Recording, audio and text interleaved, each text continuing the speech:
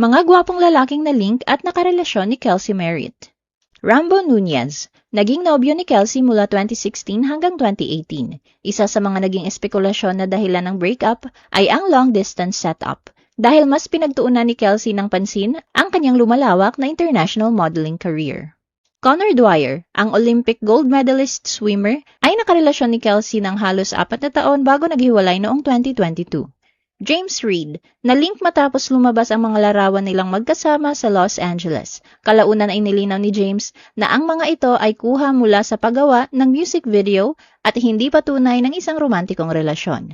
James Marsden, na-link noong 2023 matapos silang makitang magkasamang nag-dinner sa California. Walang opisyal na kumpirmasyon na naging magkasintahan sila.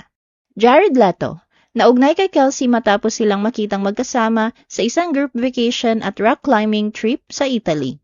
Chase Crawford, ang Gossip Girl actor, ang pinakahuling opisyal na naging kasintahan ni Kelsey. Nagsimula ang kanilang pag-iibigan noong unang bahagi ng 2025 at nagtapos nitong July matapos ang mahigit 1 taon. Ayon sa mga ulat, naging maayos ang kanilang paghihiwalay at nanatili silang magkaibigan.